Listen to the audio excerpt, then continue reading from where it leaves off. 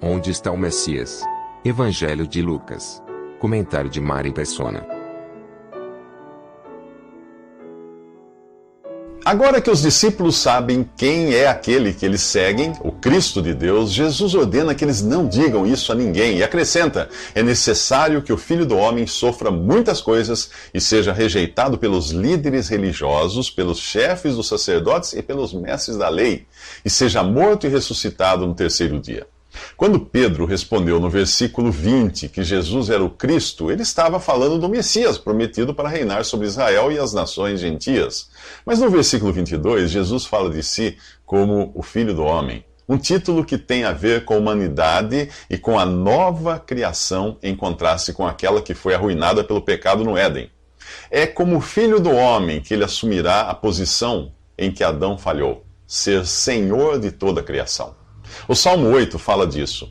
Quando vejo os teus céus, obra dos teus dedos, a lua e as estrelas que preparaste, que é o homem mortal, para que te lembres dele, e o filho do homem, para que o visites, pois pouco menor o fizeste do que os anjos, e de glória e de honra o coroaste. Fazes com que ele tenha o domínio sobre as obras das tuas mãos. Tudo puseste debaixo dos seus pés, todas as ovelhas e bois, assim como os animais do campo, as aves dos céus e os peixes do mar, e tudo o que passa pelas veredas dos mares. Mas para que isto aconteça, para que Jesus tenha a preeminência sobre todas as coisas, é necessário que primeiro ele seja rejeitado, morto e ressuscitado. Deus coloca assim um ponto final na velha criação e passa uma borracha em tudo o que diz respeito ao primeiro homem, Adão. Os judeus que aguardam seu Messias apenas no caráter de um rei ainda não perceberam que ele também terá este caráter de cabeça de toda a criação. Mas antes ele precisaria morrer e ressuscitar. A profecia feita por Daniel no capítulo 9 do seu livro, a partir do versículo 24, dizia que depois que fosse dada a ordem para reedificar Jerusalém, o Messias seria manifestado. Porém, após o surgimento do Messias, a profecia deixava claro que ele seria tirado ou cortado, que quer dizer morto, e que a isto se seguiria a destruição de Jerusalém e do templo. A profecia é tão detalhada que até o tempo entre os eventos é indicado por períodos chamados de semanas e anos.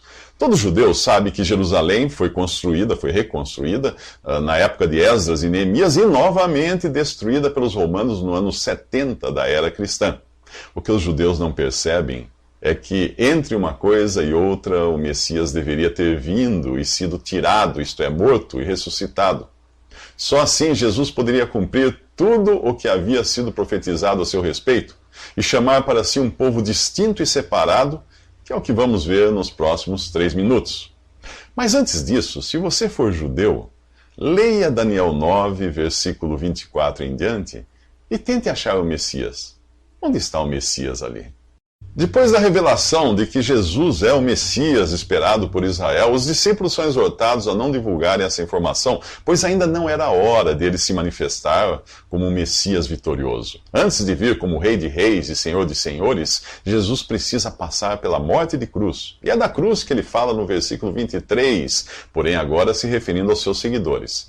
Se alguém quiser acompanhar-me, negue-se a si mesmo, tome diariamente a sua cruz e siga-me. As pessoas costumam dizer que tem uma cruz para carregar, referindo-se a uma doença, sofrimento ou problema. A expressão tem sua origem nesta passagem, mas a rigor não é o que Jesus está querendo dizer aqui. Ele não está falando de cruz no sentido de algum problema que nos aflija e ao qual devemos nos conformar. Não, ele está falando de morte. Tomar a cruz é considerar-se morto por dentro e por fora. Naquela época, quem visse alguém carregando uma cruz minutos antes da execução podia dizer, sem medo de errar, esse aí já está morto. É assim que o cristão deveria se apresentar, como alguém que diariamente expõe sua condição de morto para este mundo.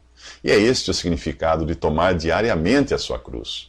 Há, porém, um outro significado, outro aspecto, além dessa expressão exterior de morte. A mesma passagem diz: negue-se a si mesmo. Isto nos fala da negação interior, do reconhecimento de que o meu eu está morto e já não dou ouvidos para ele. O assunto é tratado com mais detalhes em 5 passagens que falam da cruz na carta aos Gálatas. Em Gálatas capítulo 3, versículo 1, é dito que Jesus Cristo foi exposto como crucificado. E é este o ponto de partida da nova vida do cristão. Na cruz, Jesus levou sobre si os meus pecados e foi julgado por Deus em meu lugar, para que eu não venha a passar pelo juízo e ser condenado no final. Se você não tem certeza de que Jesus morreu na cruz e que ali levou os seus pecados, é porque você ainda não creu nele como seu Salvador. Você continua achando que não é tão pecador quanto fulano ou cicrano e acredita que no dia do juízo Deus irá ponderar o bem e o mal que você praticou para decidir o seu destino eterno. Você ainda não entendeu para que Cristo morreu. A morte de Jesus nos remete aos sacrifícios do Antigo Testamento, quando uma vítima inocente, como uma ovelha, por exemplo, era morta em lugar do pecador. O inocente substituía o culpado no juízo de morte. Por que você acha que a Bíblia chama Jesus de Cordeiro de Deus? Ele é a vítima definitiva. Enquanto os sacrifícios do Antigo Testamento só relembravam o pecado, o sacrifício de Cristo efetivamente anulou os pecados daqueles que creem nele. Nos próximos 3 minutos, continuaremos com o apóstolo Paulo falando de outros aspectos da cruz. Quando você entende que na cruz Jesus não morreu como um mártir injustiçado, ou um exemplo de abnegação, mas efetivamente cumpriu uma sentença judicial sofrendo a pena no lugar do culpado, a primeira coisa que você deve fazer é considerar-se culpado para se beneficiar desse sacrifício substitutivo. A salvação não começa com você justificando-se a si mesmo, dizendo que leva uma vida honesta, ama o próximo, socorre os necessitados. Não. A salvação começa com você prostrando-se diante de Deus como quem merece e aguarda a sentença e o golpe mortal. Para então reconhecer que este golpe já foi dado em Jesus, depois de seus pecados terem sido transferidos para o prontuário dele. Um condenado à morte não pode ser executado mais de uma vez. É assim que Deus considera aquele que crê em Jesus. Morreu por procuração, quando Jesus na cruz assumiu suas culpas e foi executado em seu lugar. A carta de Paulo aos Gálatas apresenta as consequências práticas de se posicionar nesse lugar de morte com Cristo. Em Gálatas 2:20, Paulo afirma acerca de si mesmo: já estou crucificado com Cristo. E vivo, não mais eu, mas Cristo vive em mim. E a vida que agora vivo na carne, vivo-a na fé do Filho de Deus, o qual me amou e se entregou a si mesmo por mim. Isto é verdadeiro também a respeito de todo aquele que se reconhece pecador e crê em Jesus como Salvador. Crucificado com Cristo significa que já recebeu a sentença que Deus reserva ao velho homem, aquela natureza que nós herdamos de Adão. Na cruz, Deus pôs um ponto final no homem, em seu estado original, também chamado de carne em algumas passagens da Bíblia. Se Deus já desistiu de encontrar algo de bom nessa natureza caída e arruinada pelo pecado, como é que você ainda tem a pretensão de tentar melhorar a si mesmo para ser aceito por Deus no final? Gálatas 5:24 fala dessa mesma carne. Os que pertencem a Cristo Jesus crucificaram a carne com as suas paixões e os seus desejos. Se Cristo foi crucificado por mim, e eu sou visto por Deus como crucificado com Cristo, devo agora abandonar a minha carne numa condição de morte. E não apenas a carne, que é a minha natureza caída, mas o próprio mundo deve ser abandonado nesse necrotério da velha natureza. Gálatas 6,14 diz que pela cruz do Senhor Jesus Cristo, o mundo foi crucificado para mim, e eu para o mundo. A cruz e os seus efeitos aparecem 5 vezes nessa série de versículos em Gálatas, para eu não me esquecer de que Cristo morreu, eu morri com ele, minha carne com suas paixões e desejos foram mortos com ele, o mundo morreu para mim, e eu morri para o mundo.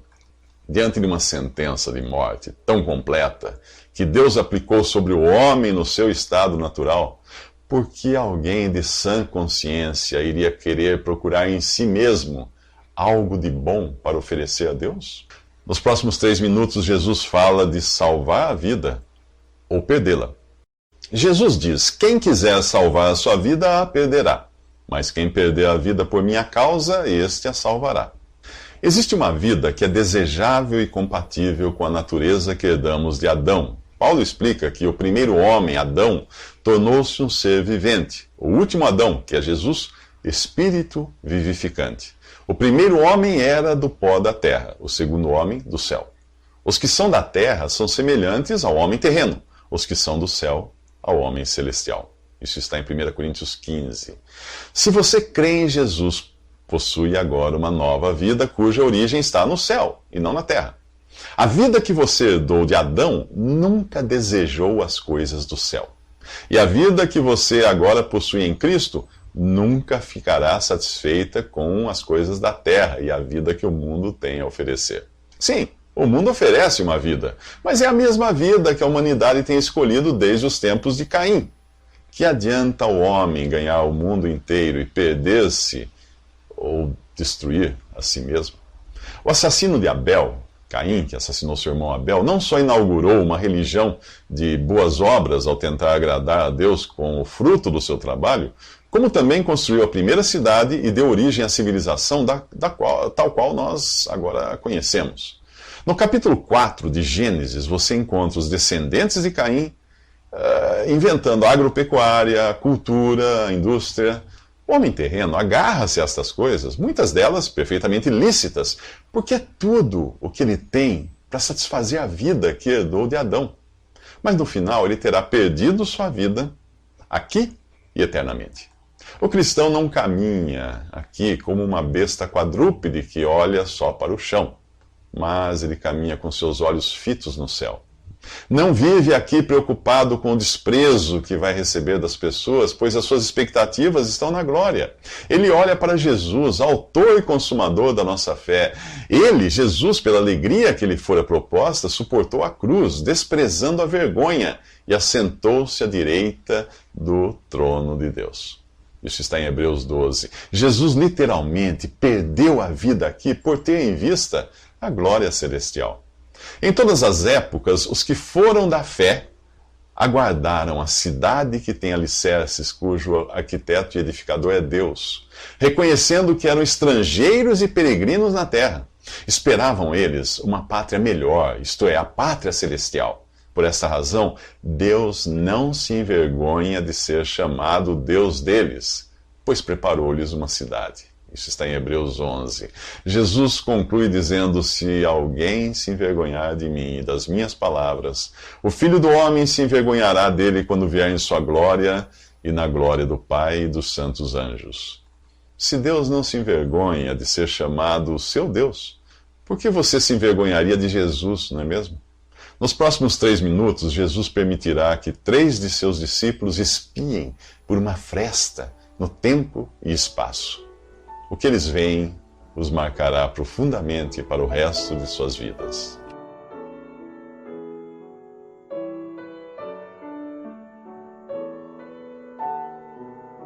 Visite Respondi.com.br. Visite também 3minutos.net.